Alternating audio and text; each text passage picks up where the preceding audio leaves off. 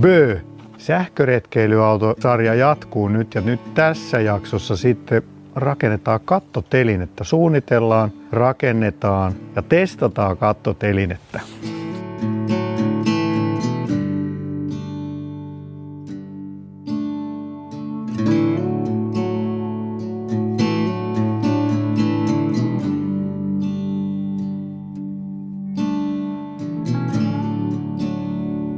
Huolehittaa yhdessä vakuutusturva sille mallille, että voitte nukkua yönne rauhassa ja että laskunmaksupäivänä ei hirvitä. Mene sivulle pohjantahti.fi/Keski-Suomi.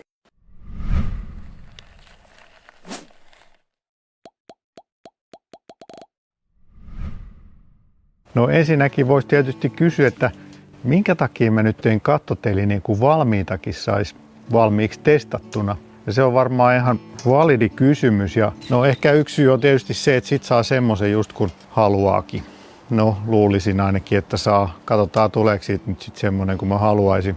Mutta sitten toinen syy on tietysti, että tää on ihan niin kuin sit mittojen mukaan tehty, niin sit siihen saa sen aurinkopaneeli, jota mä oon ajatellut siihen laittaa. Tää on myöskin erittäin hyvää kontenttia kanavalle, tämmönen tee itse homma. Ja mä kyllä tykkään kaikesta tee itse meiningistä ja tässä ei ole viime aikoina ollut paljon mitään sellaisia tee itse projekteja, niin pääsee välillä vähän rakenteleekin ja hitsailemaan ja koneistamaan ja kaikkea sellaista, mistä mä tykkään. Niin tää on siinä mielessäkin ollut kiva projekti tähän mennessä.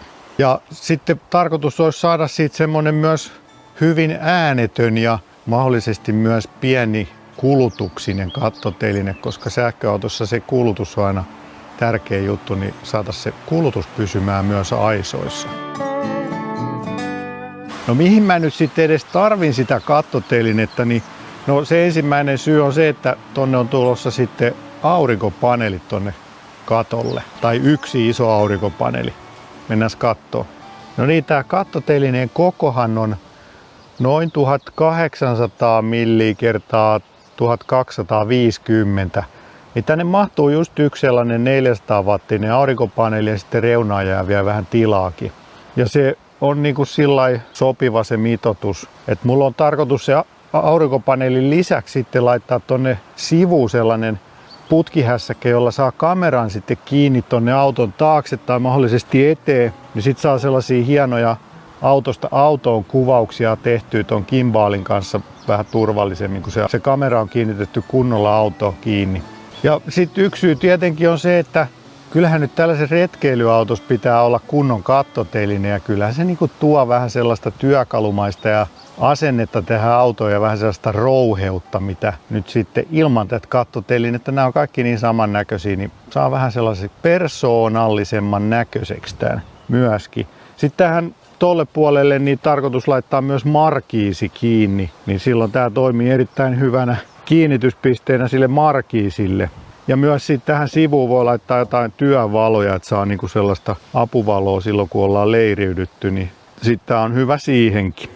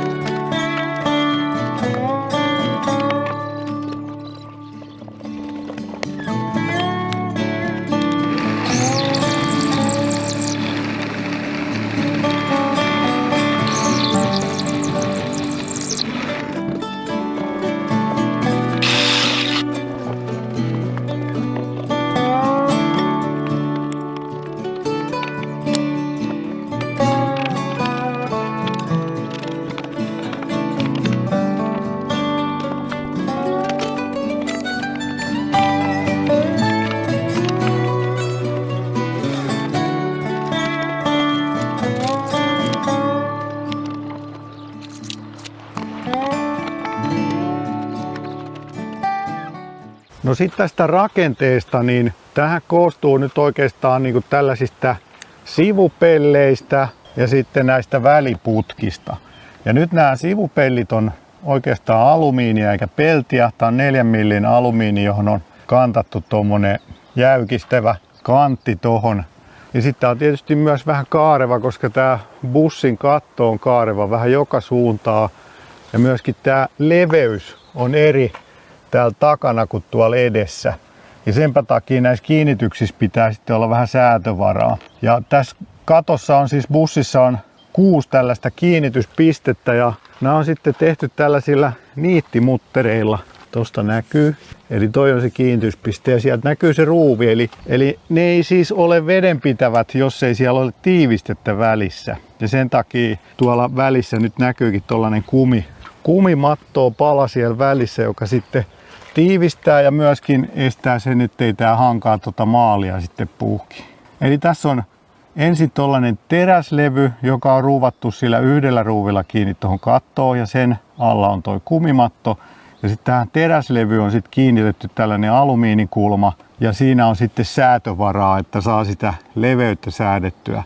Niin, että nämä putket on kuitenkin kaikki saman mittaisia.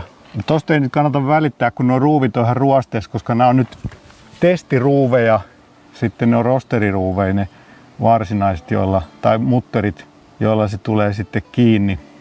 Ja nämä on siis tällaisia, nämä ruuvit mitä mä käytän, niin nämä on M8 ruuveja ja nämä on ruostumatonta, mutta ne on kuitenkin tuollaisiksi valmiiksi mustattu, niin niistä saa ihan tyylikkään näköisen sitten. Ja täälläkin näkyy vähän tätä säätövaraa, mitä tuohon on sitten täytynyt laittaa. Ja itse asiassa sitten sellaista pitkittäistä säätövaraa mä jouduin vielä näihin jyrsimään jälkikäteen näihin kulmapaloihin. Et semmonenkin sitten tarvittiin sitten lopulta. Mutta se on kyllä ihan hyvin istuu. Ehkä toi kaarevuus olisi saanut olla tuossa alareunassa vieläkin jyrkempi, että se on pikkusen nyt tästä se väli pienempi kuin täältä päädyistä. Ja sitten noita putkia kiinnitetään niihin, tähän saiko nyt 10, 1, 2, 3, 9 väliputkea. Ja niitä voi nyt sitten itse asiassa kiinnittää 2 eri korkeuteen, eli täällä on ylemmät ja alemmat kiinnityspisteet.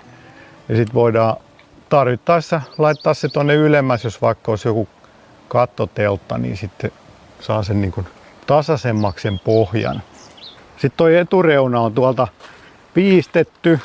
Tää etureuna on viistetty sen takia, että tää olisi suunnilleen samassa kulmassa kuin toi auton tuulilasikin ulkonäöllisistä syistä, mutta myöskin sitten sen takia, että tähän saadaan sitten tuuliohjain kiinni. Ja sitten tässä on tällaisia aukkoja, jotka nyt on vähän samaa salmiakkikuvioa kuin täältä löytyy täältä bussin maskista. Että on koetettu hakea vähän samaa tyyliä ja sitten nämä toimii myöskin sit noiden hihnojen ja narujen kiinnitykseen, niin tästä sitten kiepautetaan ympäri, jos tarvii semmoista sitomista tehdä. Sitten noin väliputket, niin näähän on tällaista ovaalimuotoista putkea. Sen näkee tästä oikeastaan. Eli tuollaista ovaalimuotoista putkea mä ajattelin, että tässä olisi parempi toi ilman vastus kuin ihan pyöreässä tai kantikkaassa putkessa. Ja toi on itse asiassa toi putki on ihan tuollaista niinku lumiesteputkea ja sitä saa sitten Ormaksilta. Tää on valmiiksi kalvanoitua. Se pitäisi kyllä olla sitten ihan kestävää. Ja nyt se sitten tulee täältä päädyistä kiinni 2 ruuvilla, pultilla. No nyt tossa näkyykin, että tässä on nyt osa näistä putkista on tehty niin, että tonne sisälle on hitsattu tällainen lappu, jossa on sitten kierre tai niittimutterit ja sitten sillä se kiinnittyy sitten tuohon reunapelteihin. Mutta tää ei ollut kovin hyvä systeemi, koska tää hitsaus on aika haastavaa, koska toi sisällä oleva osa on aika paksu ja tää on tosi ohutta tää putki, niin sitten ne hitsaukset ei aina onnistu, niin kuin tossakin on tullut tollanen kolo, kun se on sulannut siitä se ohut putki. Sitten mä päädyin tähän toiseen vaihtoehtoon, eli putki vaan katkaistaan ja sitten on 3D-tulostanut tällaisen päätyosan, jossa on sitten nuo kierteet. Ja nyt sitten kun nämä on maalattu nämä putket, niin sitten tää laitetaan koriliimalla ja sitten parilla niitillä kiinni, niin sitten se pysyy kyllä siinä paikoillaan. Ja toi kanttaus tuossa kylkipellissä auttaa myös siihen, että se ei pääse putoamaan se putki sieltä asennusvaiheessakin se helpottaa, kun se nojaa oikeastaan kanttia vasten, niin asennus on paljon helpompaa.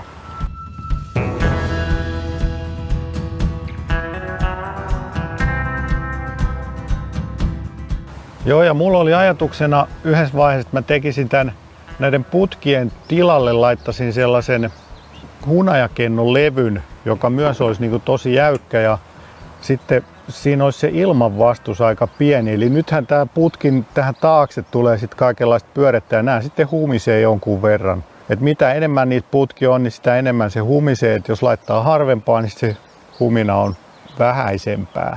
Ja nyt sitten sen takia tuohon etureunaan mä oon tehnyt muutamankin sellaisen tuuliohjainlevyn, ja se on tuntunut olevan nyt tämän projektin se haastavin vaihe tai osa. Ja tässä on nyt siis suunnittelu on tehty SolidWorksin ohutlevy työkalulla, ja siinä ei ollut oikeastaan näiden sivupeltien osalta mitään jännittävää eikä vaikeaa, mutta tuo tuuliohjain on ollut kyllä tosi haastava, koska se alkaa aika lailla värähtelee, kun tässä on aika paljon pinta-alaa kuitenkin, ja se sitten tulee tuolta toi viima. Mitä kovempaa ajaa, niin sitä enemmän sitä voimaa siihen kohdistuu. Ja kuitenkin kun tää on aika kapea ja pitkä kappale, niin siinä täytyy olla sitten jäykkyyttä aika lailla. Ja siihen tehtiinkin jo semmonen ensimmäinen versio. Joo, tässä on tää tuuliohjain, jonka tuossa tein. Hannu ystävällisesti väänteli mulle tällaisen alumiinipellin, mutta tää on valitettavasti jäykisteistä huolimatta liian vetellä. Se sitten alkaa vastatuulen vaikutuksesta, niin se sitten alkaa taipumaan, ja sitten tää pitää vielä taivuttaakin ton katon mukaan, että se ei osu tuohon kattoon tossa. Ja silti kun tulee sopivasti tuulta, niin se alkaa väpättää ja sitten osuu tuohon kattopeltiin ja sitten tulee paha ääni. Mutta muuten se olisi ollut ihan hyvä. Liian vähän ohutta, että nyt tulee sitten vähän paksumpaa kamaa siihen tilalle.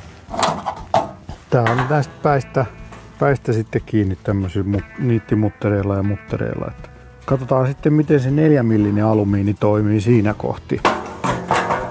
Ja nyt sitten mä tein uuden version.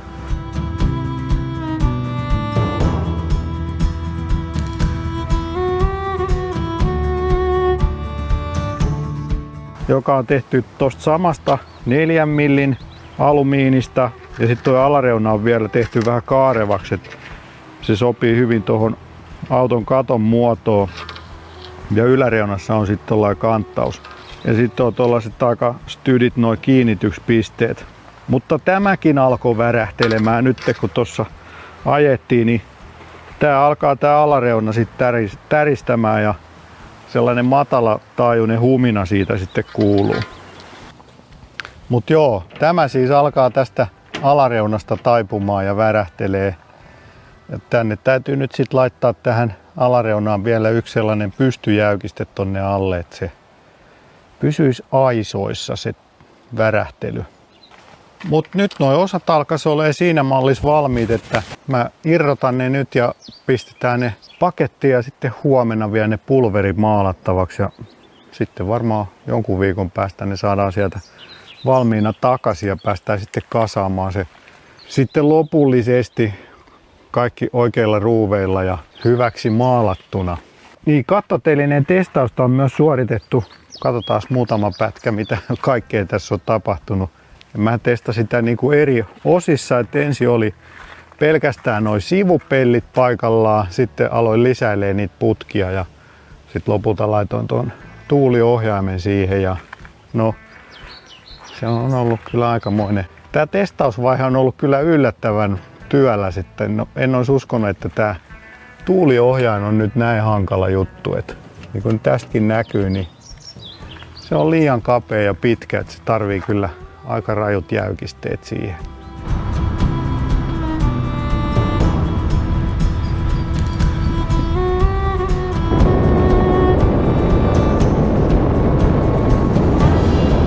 No niin, nyt ollaan koeajolla.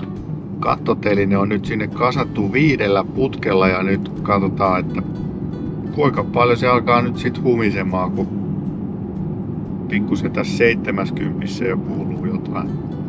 Onneksi ei mitään pahempaa vihellystä, että ihan tuollaista tasasta huminaa se on. selvästi erottuu kyllä siitä, kun ei ollut noita putkia, niin on siinä selkeä ero. No nyt tässä ei pääse ajaa ihan satastakaan, mutta kyllä se niinku selvästi voimistuu se humina, kun nopeus nousee, mikä nyt ei tietenkään ole mikään yllätys, mutta nouseeko se niin pahaksi, että täällä sisäleinällä sitten kuulee, jos toinen puhuu tuossa vieressä tai muuten häiritseväksi, niin sitä nyt sitten täytyy vielä vähän tutkailla ja kohta päästään ajaa kyllä moottoritietäkin vielä tänään, niin katsotaan miten se sitten menee.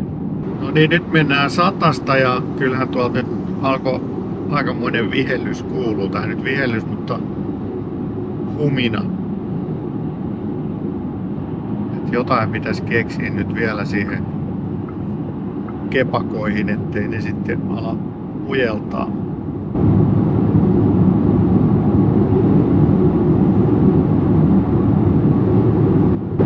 Nyt on sit 120 vauhtia.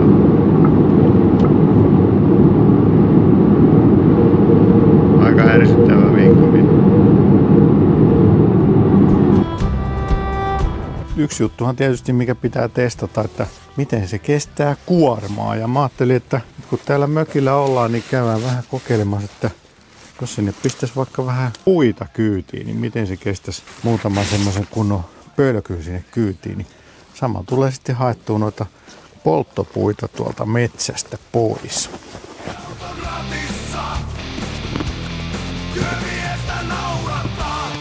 Täällä on vielä vähän jäätä muutamassa kohti tästä tiellä, mutta aika hyvin on kyllä ehtinyt kaikki sulaa jo, ettei tarvi jännitellä, että pääseekö mäkeä ylös enää. Hyvin pääsee. Vähän tää tie on tehty tällaista vellistä tai vähän löysää tää pinta, kun on kosteutta vielä aika paljon, mutta eiköhän tästä nyt selvitä. Selvästi painuu kyllä tuohon tiehen renkaat, että jää aikamoiset urat tonne. Mut jospa näistä Etelä-Euroopan kitkoista tai Keski-Euroopan kitkoista nyt olisi jotain iloa edes tällaisella kelillä. Katsotaan miten käy. Haen puita metsästä, tukkeja ja keppejä, kuusta ja mäntyä, koivua ja leppiä. Ei tunnu paino kyydissä, on helppo ohjastaa. Sähköauton ratissa, työmiestä naurattaa.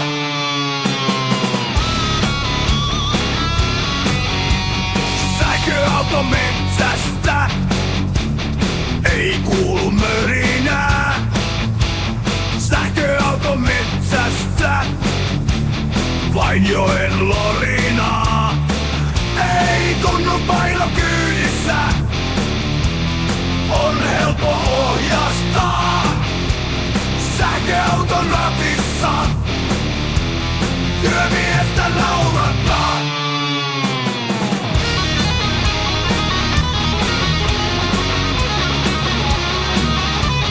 Sähkövoimin mennään.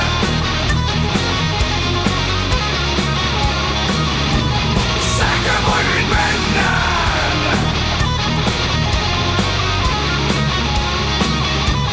Sähkövoimin mennään.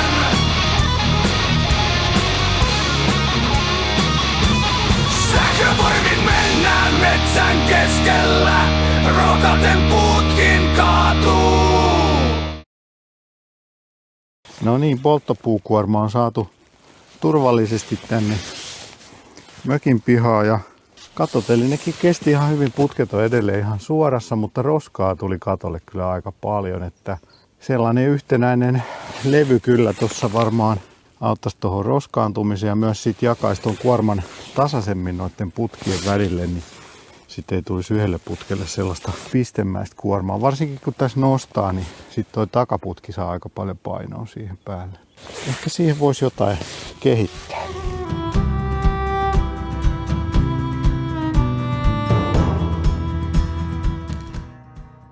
Mut nyt aletaan purkamaan, pistää osia pakettiin.